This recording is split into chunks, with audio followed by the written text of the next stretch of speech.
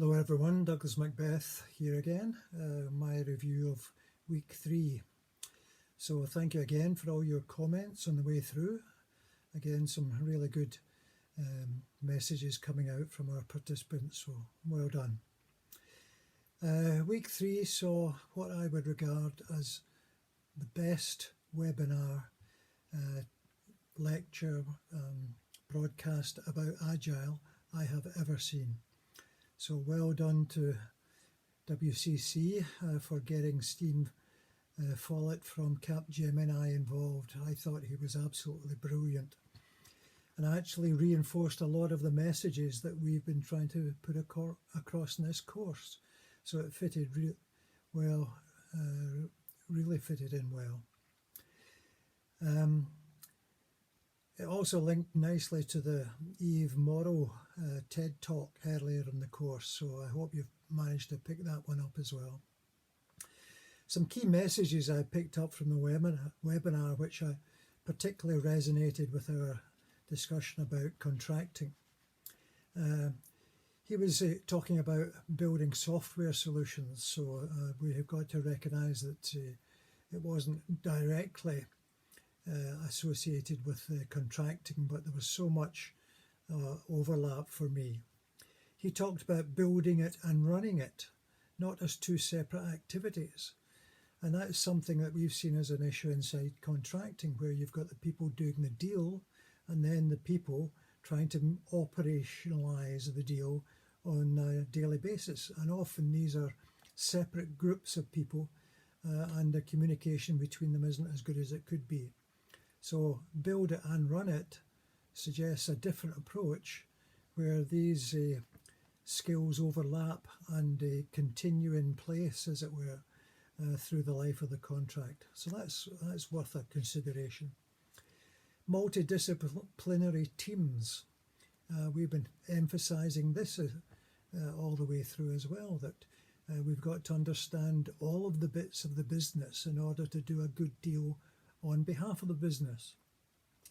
And one thing you might not have picked up too easily perhaps is that Steen talked about T-shaped people. Now this is an interesting concept which suggests that it doesn't matter what your specialism is on the way through your career, you get to a point where you need to understand what lots of other people are doing. And that absolutely is what Eve was saying, although I'm not sure that he used the term. So think on about T-shaped people. I think it's a powerful approach. And in a sense, it's what managers have always been expected to do. It didn't much matter where you started from, but once you got into a managerial role, you needed to make much broader. And now we're saying we need to have lots of those people who, if they're not experts in the other areas, at least can talk to experts and understand what they're saying and challenge them a bit as well. Another of the themes of week 3.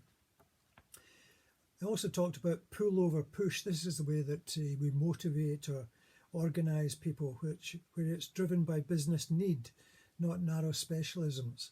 So his argument is build the team and then the team selects what the next thing they can sensibly do that helps the business forward from there. So it's pulled by the team rather than pushed onto them by some other authority somewhere. Continuous improvement, big quality message. It's been around for a long time. People still find it difficult to understand and implement, but it's got to be in there, and it's the real reason why we need to have agile in contracts. We can't assume that we get everything right the first time and the world is going to change anyway. So we need to have continuous improvement and maybe continuous negotiations to make sure that it's always fit for purpose. So it's a real quality measurement message. Agile governance. Again, this separation between doing the deals, setting up the KPIs, then someone else tries to understand them and implement them.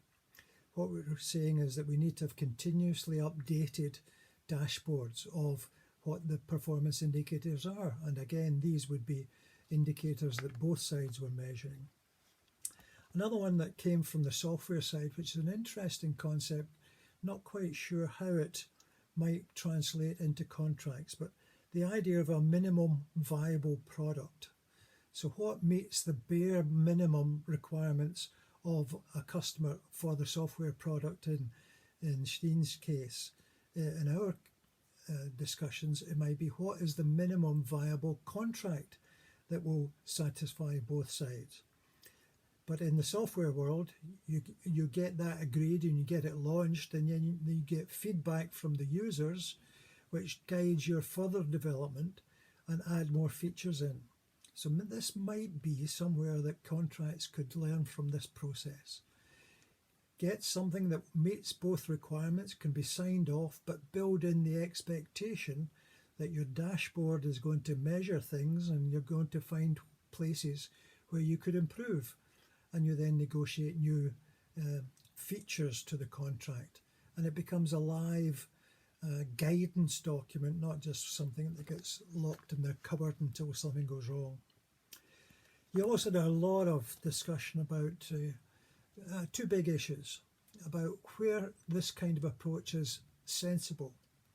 It's also something we've talked about in the relationship portfolio section. You don't need to be close to everyone in business. In our cases, we've talked about being close to key customers, key suppliers. But he's also arguing that there are some circumstances that are just generally well understood and repeatable. And you don't need to go down the lengths of Agile for those kind of situations. So that was another very powerful diagram and discussion. But he says, again, a kind of key message, you cannot do it if you only do one bit of it. You need to have structure, you need to have culture, and you need to have strategy. So structure is organisation, governance, operations, and technical readiness. But culture is about the people, getting them with you, getting them understanding, being part of the team, having them involved, devolving some decision-making power to them. Again, back to the TED Talk. And the strategy. No point in talking about this if the top leaders don't understand it and properly commit to it. So if your bosses don't understand what we are talking about in this course and what you might hopefully try and change, and their attitude and understanding can't be changed, then I have to say you might be in the wrong place. And if you can't change your organisation, you might have to change organisations yourself and find another place where your value is recognised and supported. So, through the whole of the 3 weeks, I hope we've provided lots of things to challenge your thinking. But remember, you can't do it yourself. You need to build teams and you need to try things out, possibly in small ways at first. And some of those trials might be to teach top managers that there is an alternative way to the one that they've experienced all their life. So, first of all, thanks to the team at Southampton for their support, but thanks very much to all of you for your involvement, your commitment. And all I can say to you now is good luck, and I hope we've given you some tools and techniques and challenge your thinking so that after this you can begin to change the world bit by bit. For unless we've done that, we've somewhat failed. So all the very best, and good luck and the challenges ahead. I'm sure it's going to be interesting. Thank you and goodbye.